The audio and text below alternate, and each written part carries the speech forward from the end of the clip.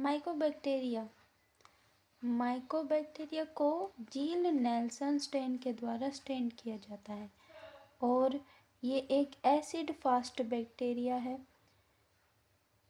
और इसकी growth oxygen की प्रेजेंस में होती है, तो ये एरोबिक बैक्टीरिया है। इसमें स्पोर नहीं होते, नॉन स्पोरिंग है। कैप्सूल भी नहीं होते, इसलिए ये नॉन कैप्सुलेटेड है। ये फंजाई की तरह स्ट्रक्चर में दिखती है क्योंकि इसके फिलामेंटस ब्रांचिंग होती है जो कि फंजाई की तरह दिखती है, इसलिए इसे माइकोबैक्टीरिया भी कहते हैं। माइको मीन्स होता है फंजाई। इसके 3 स्पीसीज हैं, Mycobacterium tuberculosis, non tuberculosis mycobacteria, mycobacteria leprae. Mycobacterium tuberculosis rod shape की होती है। ये स्ट्रेट भी हो सकती है, सीधी भी हो सकती है और कर्व्ड भी हो सकती है, मतलब मुड़ी हुई भी हो सकती है। सिंगल और पेयर और स्मॉल क्लम्प्स, ये सिंगल भी हो सकती है, एक भी हो सकती है, या पेयर में भी प्रेजेंट हो सकती है और इसमें छोटे छोटे क्लम्प्स होते हैं, गुच्छेदार होते हैं, अलझटे। ये नॉन मोटाइल है, मूव नहीं करती। नॉन कैप्सुलेटेड है, कैप्सूल नहीं होता। एसिड फास्ट बेसिलाई है।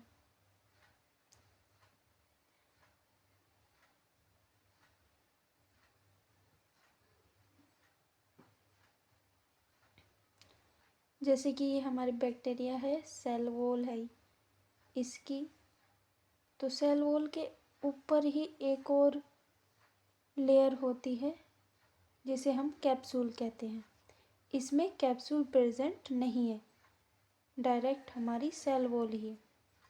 सेल वॉल कंटेन करती है माइकोलिक एसिड को। सोर्स, ड्रॉपलेट के कारण ये फैलती है। ड्रॉपलेट क्या होता है? जब हम स्नीजिंग करते हैं या कफिंग करते हैं तो जो कफिंग के दौरान डर्टी बूंदें बाहर आती है उन्हें कहते हैं ड्रॉपलेट। मोड ऑफ ट्रांसमिशन, किन किन तरीकों से ये ट्रांसमिट होती है, फैलती है। इनहेलेशन ऑफ कंटामिनेटेड एरोसोल, एक पर्सन है, उसने खांसी की तो उसके कांटेक्ट में आने से हमने इनहेल किया, उस खांसी के ड्रॉपलेट को अपने अंदर इनहेलेशन के द्वारा ले लिया, तो उस कारण भी ये ट्रांसमिट होती है। Pathogenesis and clinical significance. Primary tuberculosis, primary tuberculosis ज़्यादातर यंग चिल्ड्रन में होती है। इसमें क्या होता है, जो हमारी बैक्टीरिया है वो इनहेलेशन के द्वारा लंग्स तक पहुंच जाती है और लंग्स में एल्वोलाई होते हैं जो कि इन बैक्टीरिया को खा जाते हैं मैक्रोफेज के द्वारा। बैक्टीरिया को इनहेल किया, इनहेल करने पर ये लंग्स तक पहुँचे, लंग्स में एल्वोलाई है, एल्वोलाई में मैक्रोफेज है जो बैक्टीरिया को खा जाएंगे। जब ये बैक्टीरिया मैक्रोफेज में आ जाएंगे तो मल्टीप्लाई करना शुरू कर देंगे, जिसे हम कहते हैं पल्मोनरी निमोनिया। ये ज़्यादातर लोअर लोब में होता है, लंग्स के लोअर लोब में होता है। जब हम इस निमोनिया का, पल्मोनरी निमोनिया का ट्रीटमेंट करेंगे तो ये निमोनिया तो ठीक हो जाएगा, लेकिन इसके जो निशान हैं वो प्रेजेंट रहेंगे, जिसे हम कहते हैं कैल्सिफाइड नोड्यूल्स।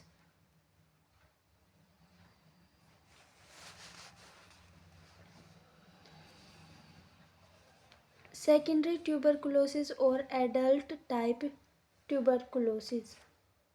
सेकेंडरी ट्यूबरकुलोसिस ज़्यादातर एडल्ट्स में होता है और ये अफेक्ट करता है अपर लोब को, लंग्स के अपर लोब को अफेक्ट करता है, उसमें नेक्रोसिस कर देता है, सेल्स की डेथ कर देता है, सेल मर जाते हैं, टिश्यू मर जाते हैं।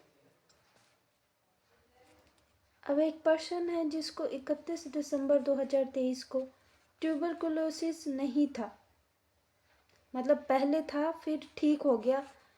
ठीक हो गया कब ठीक हुआ? 31 दिसंबर 2023 को।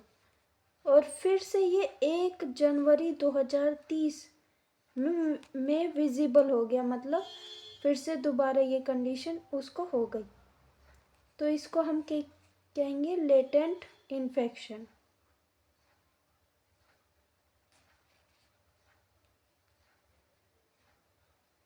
ये कैसे एक्टिव होगा? ये एंडोजीनस रीएक्टिवेशन के द्वारा भी हो सकता है या एक्सोजीनस रीएक्टिवेशन के द्वारा भी हो सकता है। अब हम पढ़ेंगे सिस्टेमिक और मिलियरी ट्यूबरकुलोसिस। ये एक सिस्टेमिक इन्फेक्शन है जो अफेक्ट करता है अदर ऑर्गन को, हमारे बॉडी के अदर ऑर्गन को अफेक्ट करता है, जैसे कि genitourinary system, lymph node, bone, joint, CNS central nervous system, GIT gastrointestinal tract.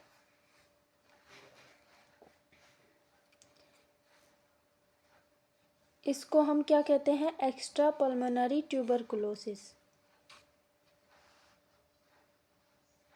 Lab diagnose, इसकी जांच पड़ताल करना है हमें ट्यूबरकुलोसिस की, तो हमें क्या क्या करना पड़ेगा? सबसे पहले तो हमें स्पेसिमेन का कलेक्शन करेंगे। तो स्पेसिमेन के लिए हमें चाहिए स्पूटम का सैंपल,